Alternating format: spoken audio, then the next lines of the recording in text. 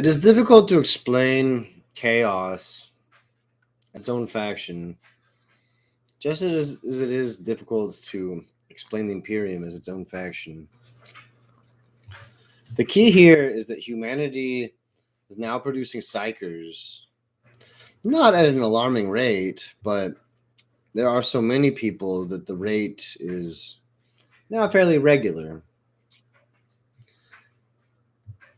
The warp is another dimension, and it is where psychic energy or emotion or thoughts are sent. And over time, these become like sentient, malevolent beings. So the warp is almost like a hellish dimension. And the biggest difference, I would say, just off the bat, but by understanding the difference between chaos and the Imperium, is chaos is almost never truly united, okay? You've got your cult marines, okay? You got just your regular chaos space marines, okay? They haven't been too tainted. You've got the demons, all right? And then there's each like basically 4 flavors of each of these or more. And the banner of chaos just does not hold. It doesn't hold them together at all. It doesn't work quite like the Imperium. There are so many forces of the Imperium, but they more or less work together in unison just because they have the Emperor to unite them. That's a big deal. To me, what the Emperor is when Terra first like got really bad.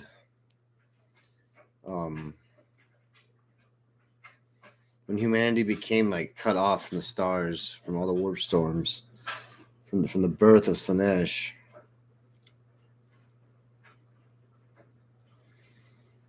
Terra was fighting with these techno barbarian tribes, and one of the states there basically had this council of seers that kept getting reborn. They had this like ritual that they did, and they failed. Less of them kept getting through, so they decided to do one big leap, and that became the Emperor.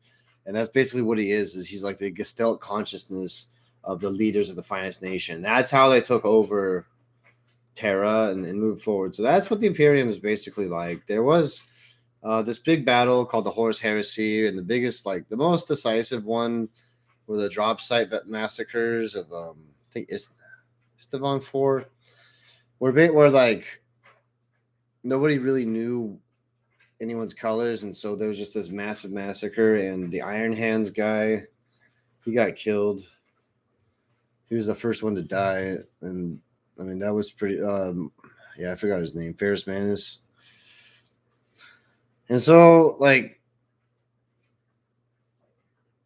the biggest contradiction that I've seen so far in the lore is when Horus got above the Imperial Palace, he lowered the shields for some reason.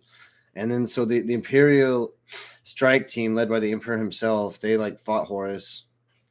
And Horus beat the Emperor and Sanguinius and a bunch of other guys in a fight.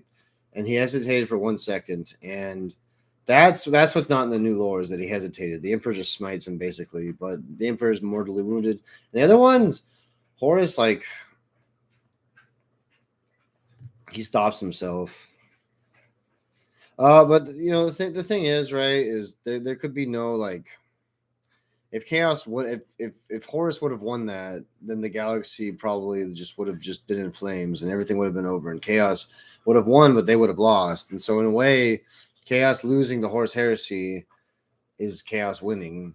There can be no like there can be no Imperium of Chaos, and this is the most important thing, is like on the tabletop, the difference between Chaos guy, like Imperial guys, they're pretty straightforward. I think they're in it just because they see the good guys. I think a lot of the time, or they just want the most recognized faction for whatever reason. They're just not going against the stream, okay? But like I mean, I don't know. Sometimes they do funny things like throw Primaris Marines and Thunderhawks, stuff like that.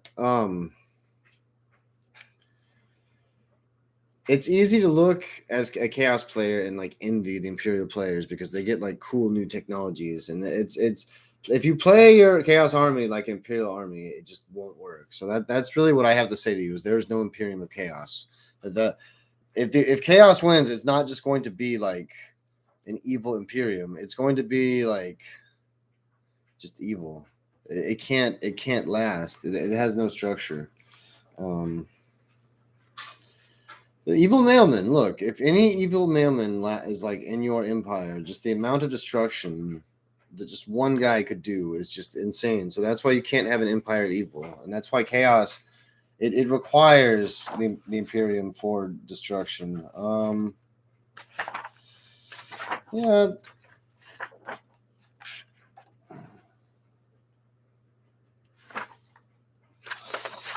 there's some cool backstory. Got some renegade pictures.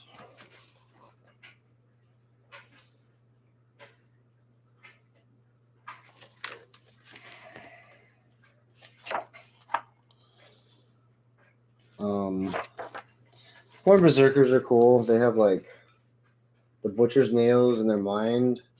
The way that the word bearers guy, the way that he saved the world eaters guy, because that Primarch, he just turned him into a demon prince, so it didn't matter anymore. That was the only way to save. They can't take the butcher's nails out of their minds without killing them. This is all pretty cool art too. Each of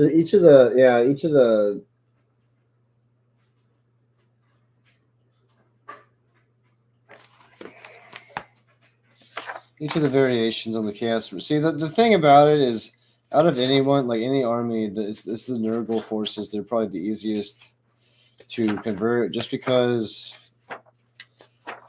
it's just okay if you get sloppy. But I mean, this is a pretty timeless design. The plague marine guy, and this scale is really kind of fun, and it takes this sense of realism that doesn't exist, and it kind of just like throws it out the window. There's people that argue about the proportions of the actual Space Marines and what it would have to be like.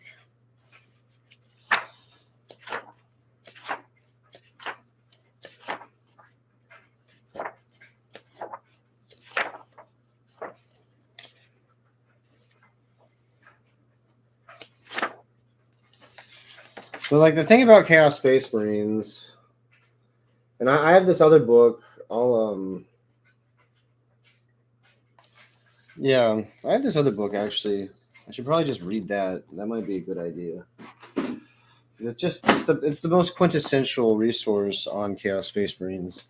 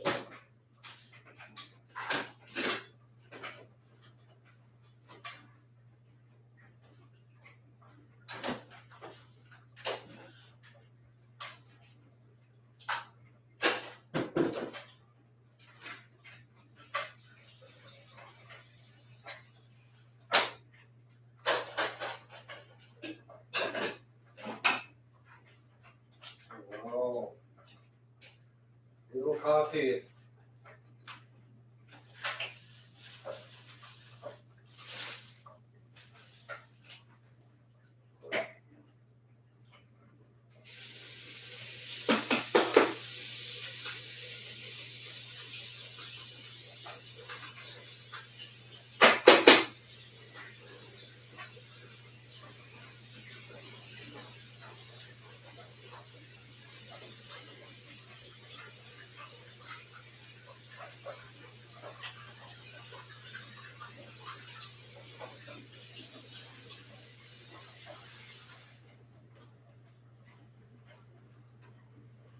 I call it evil coffee because it's evil.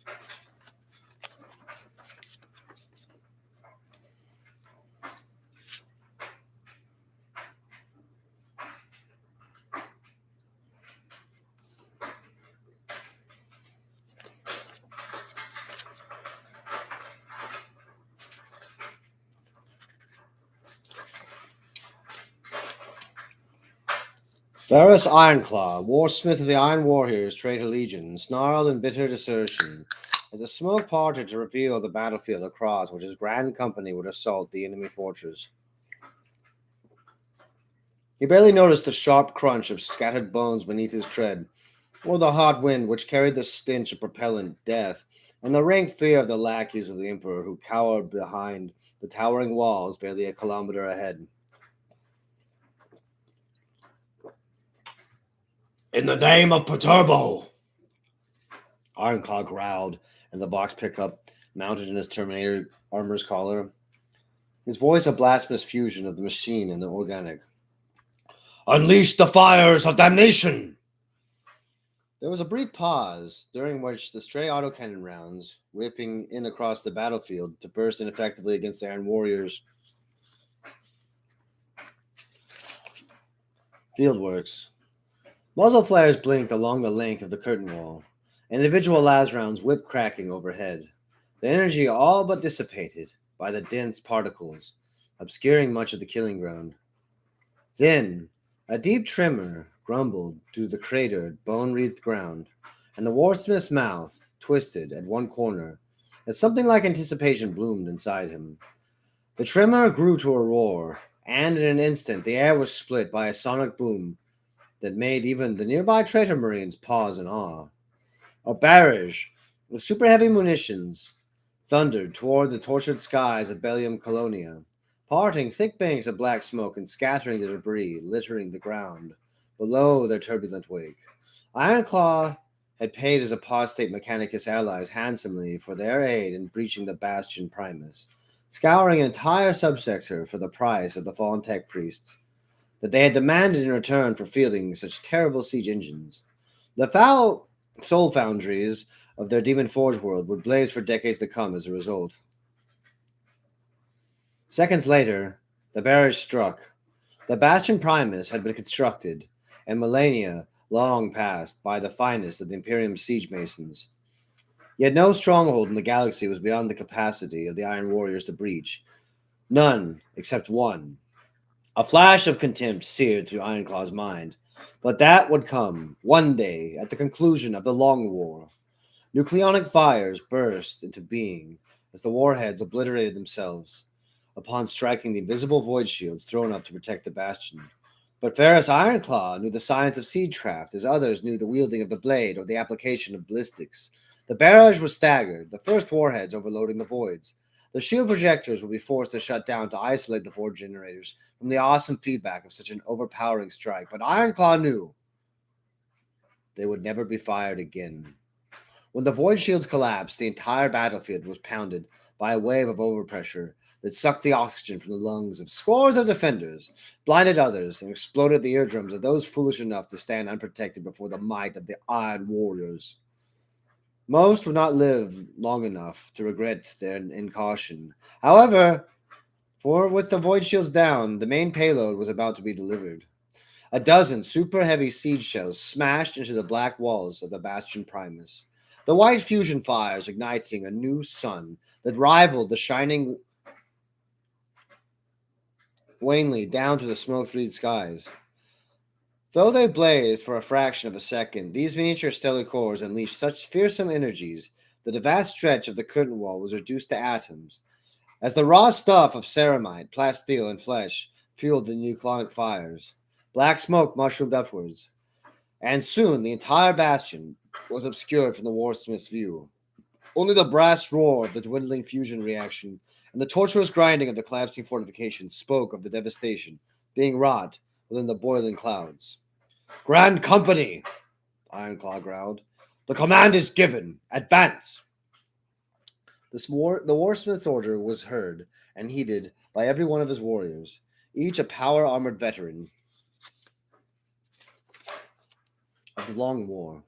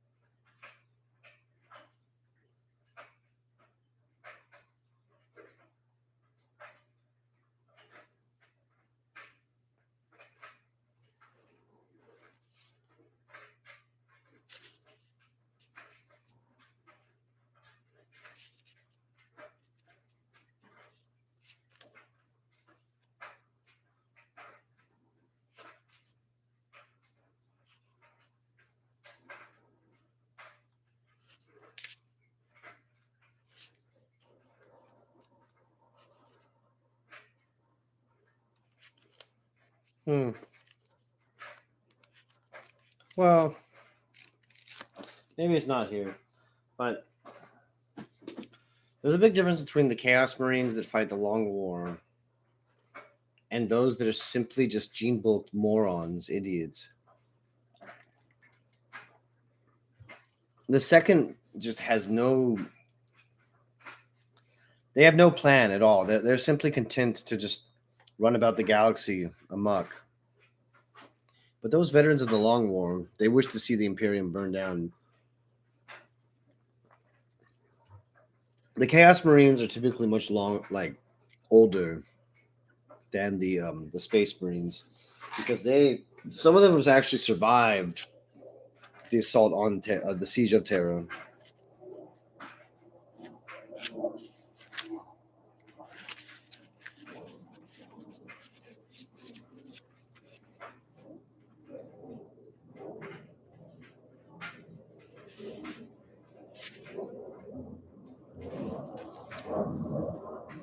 There is a certain syndrome though that I would be wary of. It does more to cloud the understanding, I think.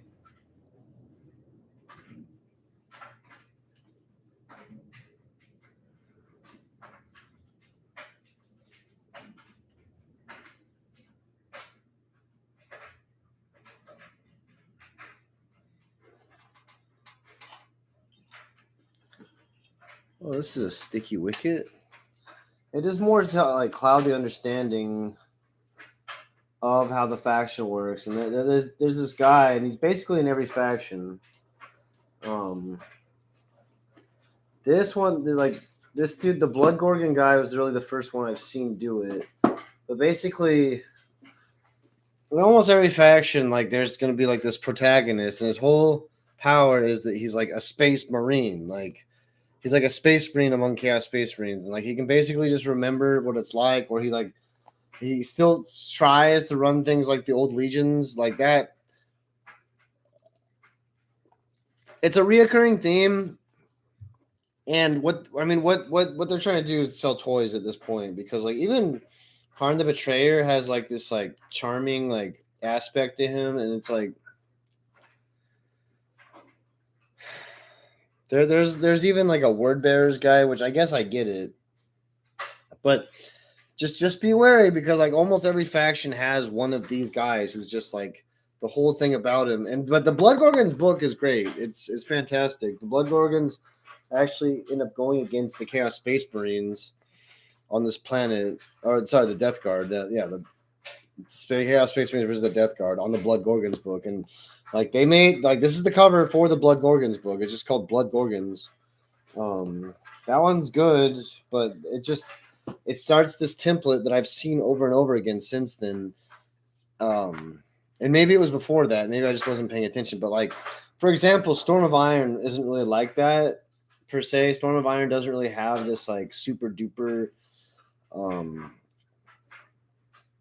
a, a chaos, a chaos space marine. Um the Imperium, they have like a lot of heroes and stuff. I think my favorite hero out of all of them is Dante, because he's the one that's allowed to be the oldest human in existence. And I think he's like 900 years old.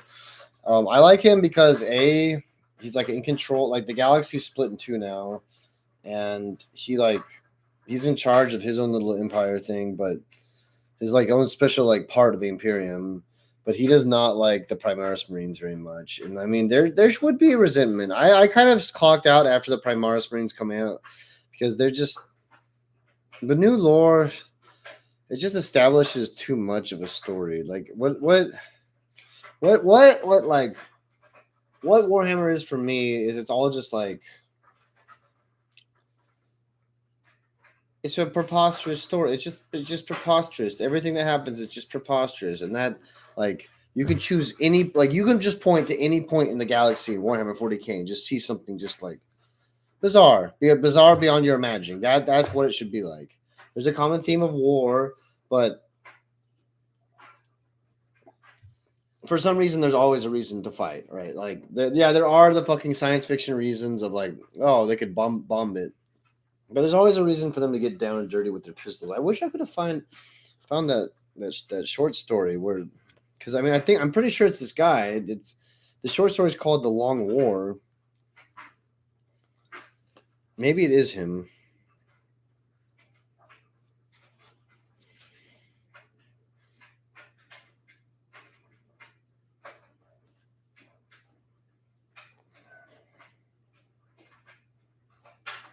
Okay, yeah, I think it was this one.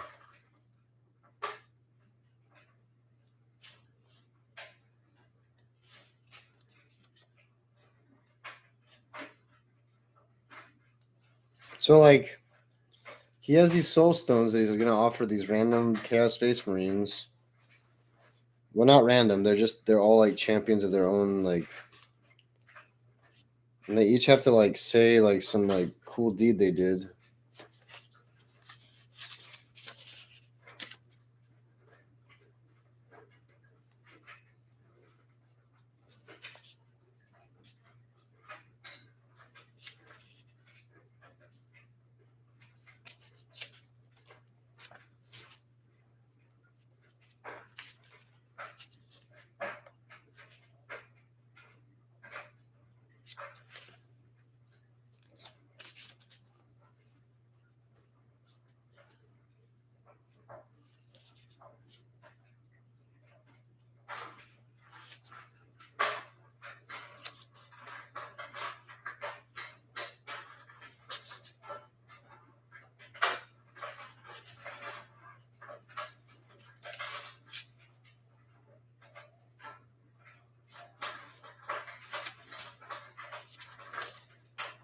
Hmm.